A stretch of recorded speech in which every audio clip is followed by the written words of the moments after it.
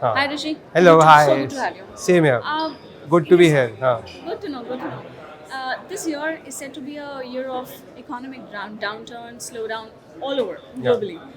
But the good point is, India remains to be a very bright spot yeah. right now. In your opinion, how do you look at ad spend right now, marketing budget? Do you somehow think that CMOs or the all decision makers across kind of restraining their budget? Do you see it going forward more cautiously? What's your take on it? Yeah. So I think, I think you said right. While the world is seeing a downturn, I think India still remains extremely buoyant. Consumers in India are still extremely confident. Actually, we measure something called the Consumer Confidence Index.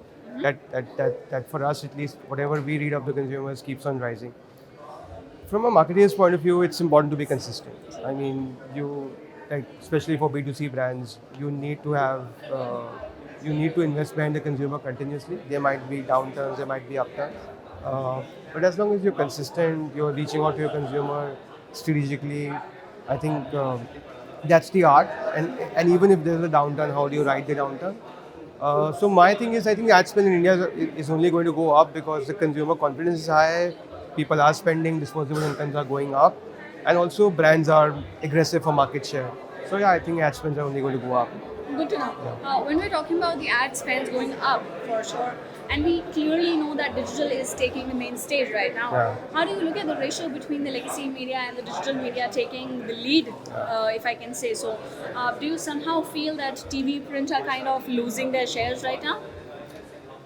Yeah, the answer is yes and no, and I'll tell you why yes and no. Because actually your media spend strategy depends upon what kind of consumer you want to reach out to. But overall, what Yeah, do you overall, think? but let's see, for large brands like us, what we also need to do continuously is to reach out to new consumer bases who are not as much on the internet. Uh, so for those kind of bases, you need to still spend on TV. You still need to spend on newspaper, for example. Uh, so I think the answer is yes and no. Obviously, the mix of digital will go up, not because of anything else, but because of the consumers are more and more on digital. I mean, people are glued onto their mobile phones. People are seeing OTT on like again on your mobile format. So the task here is that follow where the consumer is, but again for some categories, for some audiences, conventional media will still be very powerful. So the mix of digital will definitely go up.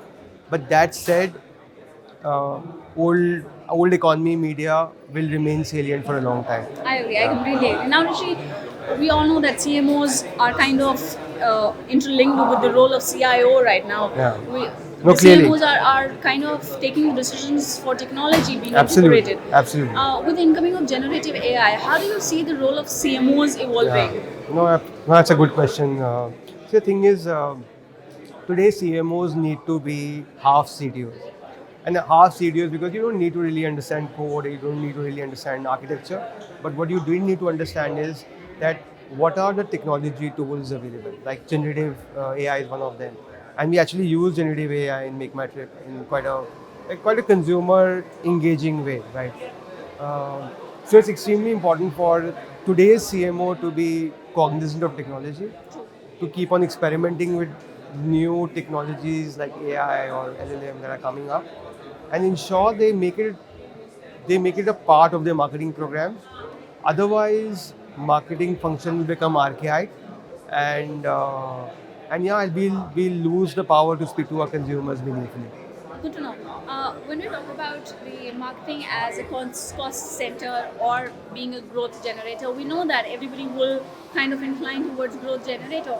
But we are also witnessing the decreasing of ROI, the cost invested. How do you look at this? And if you also, the second part of my question would be, how do you look at some of the short term as well as some of the long term trends that are going to stay? Yeah. So I think the the CMO's role is no longer a traditional brand marketing role. I don't wear that hat anymore. Uh, what I like, the CMO is a business role. You have to think about, you have to think revenue out. We aren't we aren't a cost line. Like CMOs should sit at the helm of strategy and decision making because they are the ones who create demand for the offering, get traffic to the platform, So I genuinely believe that the old age way of limiting yourself to only brand marketing is gone.